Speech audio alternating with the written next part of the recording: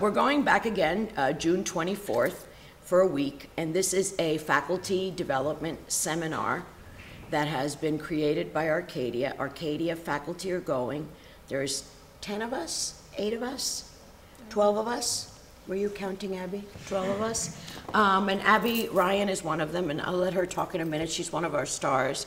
Abby was a student of mine, and now she's a terrific painter and a faculty member. So there's 12 of us going from Arcadia and faculty from 7 other universities in the area.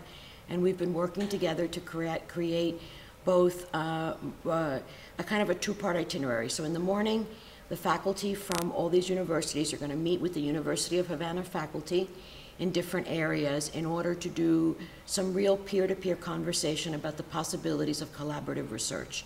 So for instance, I'm interested in gender and race and this idea of home and self-development. And so I want to talk to the gender people, I want to talk to the race people, and see what work they're doing around identity, how that might fit with my work, how we might help each other work. We have some folks going with us that are artists, a number of them are artists, and so they're going to work with folks at the University of Havana, as well as some artists that are working there now to look at ways that they might collaborate together. So at one level, it's a kind of intellectual exchange. It's a faculty ideas exchange between what is really 9 universities, right? So it's quite wonderful. We're going to use the afternoons as field visits, right? So part of the day will be sitting around talking together, exchanging ideas, exchanging resources, conceptualizing perhaps a monograph that we might publish in the future around our experiences.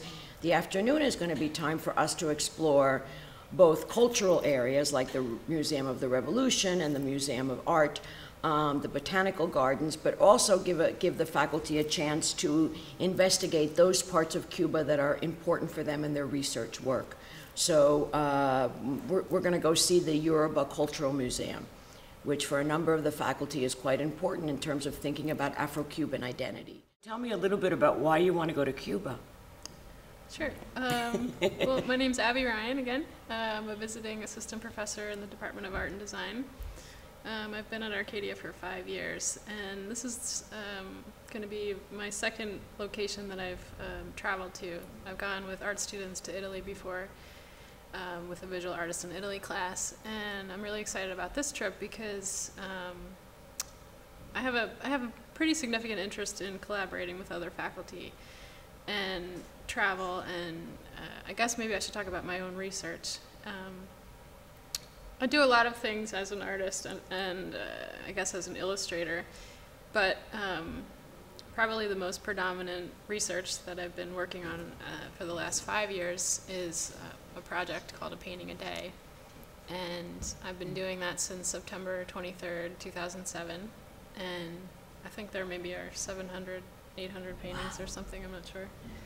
Amazing. But the Painting a Day project is kind of complex, or complex I guess would be a good word, because it serves a significant purpose in my own artistic research, and as well as serving kind of a larger purpose kind of globally. So I post a painting that I've done in my studio in Philadelphia. I have a little paint box. It's actually kind of ironically a cigar box. See? Cigar box easel that I made. And then I posted on a blog, which basically kind of makes it available to people all over the world, and literally all over the world. People look at my work, and my work is in collections, you know, in all over Europe and China, Japan, South Africa, Australia, South America. And so by doing this project, I work in my studio daily, but I also have often daily access with people all over the world. Daily communication.